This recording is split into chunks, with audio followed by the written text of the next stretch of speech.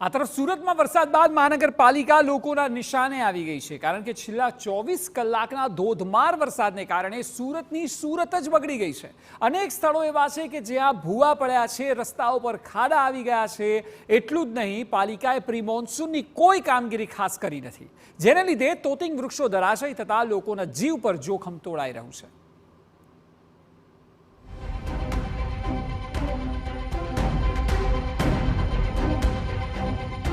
दक्षिण गुजरात में वरस्यो धमाकेदार।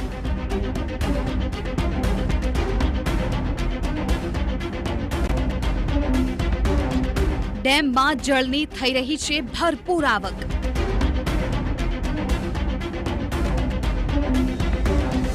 दक्षिण गुजरात में नदीओ थई बे कांठे।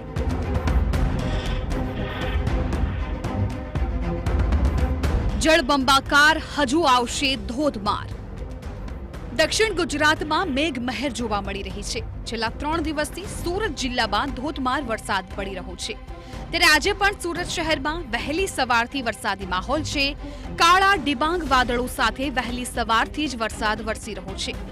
तापी नदीमां नवा नीर आवता सूरतनो वियर कम कोઝવે पण ओवरफ्लोनी नजीक छे, जेथी वाहन व्यवहार माटे बंध करवामां આવ્યો। કોઝવેના નયનરમ્ય દ્રશ્યો જોવા મળ્યા છે। જે રીતે હવામાન વિભાગ તરફથી આગાહી કરી છે કે દક્ષિણ ગુજરાત સુરત શહેરની અંદર આજે ભારે વરસાદ છે આવનારા દિવસોની અંદર પડી શકે છે, ત્યારે સુરતની અંદર કતારગામ અને જે રાંદેરને જોડતો વિયરકમ કોઝવે છે તે આ પહેલા ચોમાસાની અંદર પહેલી વખત છે તે બંધ કરવામાં આવ્યો છે સુરત મહાનગરપાલિકા દ્વારા। અત્યારે જે રીતે દ્રશ્યો જોઈ શકાય છે કે બંને જે ગેટો છે સુરત મહાનગરપાલિકા દ્વારા આ બંને કોઝવે ગેટો જે છે તે બંધ કરી દેવામાં આવ્યા છે, અને પહેલા જ વખત આ ચોમાસાની અંદર આ જે ગેટ છે તે બંધ કરવામાં આવે છે। જે કોઝવેની જે સપાટી છે 6.4 મીટરથી અત્યારે જે તાપી નદીની અંદર છે પાણી છે તે વહી રહ્યું છે, કારણ કે ઉપરવાસના જે અંદર ભારે વરસાદ જે વરસી રહ્યો છે અને તેના કારણે તાપી નદીની અંદર જે પાણીના નવા નીર આવ્યા છે અને તેના કારણે આ રીતની સ્થિતિ છે તે નજારો જોવા મળી રહ્યો છે।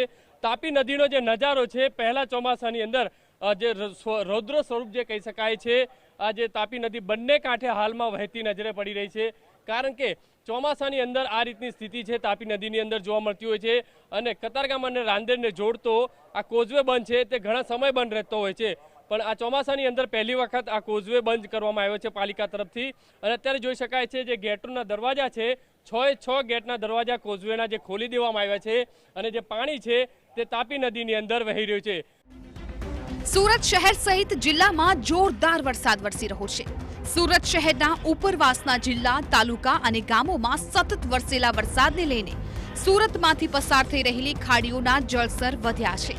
भारे वरसादने कारणे नदीमां नवा नीर આવ્યા છે, तो बीजी तरफ शहर अने जिल्लामां भारे वरसाद पड़ी रह्यो छे। भारे वरसादने कारणे सूरतनो वियर कम कोઝવે सीजनना पहला ज वरसादमां ओवरफ्लो थई गयो। કોઝવેની ભયજનક સપાટી 6 મીટર છે। 6 મીટરને પાર થતા કોઝવે ઓવરફ્લો થયો છે। કોઝવે ઓવરફ્લોથી દૂર છે ત્યારે જ વાહન વ્યવહાર માટે બંધ કરી દેવાયો છે।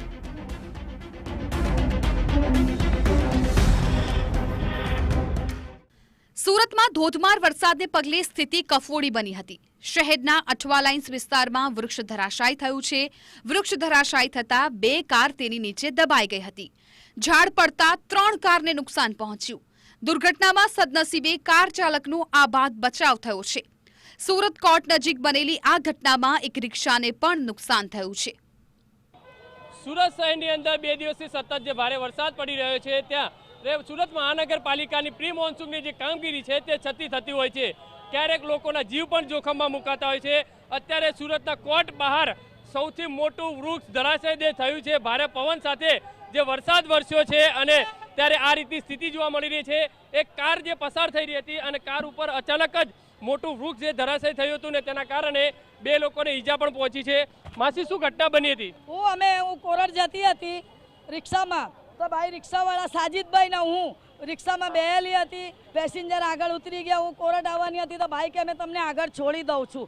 બટ કરીને ઝાડ પડી ગયું મારે ઉપર, મારા હાથમાં વાગ્યું છે। એ ભાઈની રિક્ષા તૂટી ગઈ સાજીદભાઈની। કેટલા લોકોને વાગ્યું? અમને વાગ્યું તો 3 લોકોને, 4 ગાડી દબાઈ છે, એક રિક્ષા દબાઈ છે। અત્યારે જે દ્રશ્યો આપણે જે બતાવવાના પ્રયત્ન કરી રહ્યા છે કે જે ઝાડ છે મોટું વૃક્ષ જે ધરાશય થયું છે અને 3 લોકો જે અંદર દવાયા હતા, અત્યારે દ્રશ્યો જોઈ શકાય છે કે આ બંને કાર છે ઉપર જે ઝાડ પડ્યું છે અને 3 લોકોને ગંભીર ઈજા પહોંચી હતી અને તાત્કાલિક સારવાર માટે હોસ્પિટલ ખસેડવામાં આવ્યા છે. એટલે કહી શકાય છે મહાનગરપાલિકાની સ્પષ્ટપણે બેદરકારી અહીંયા થતી થતા નજરે પડી રહી છે.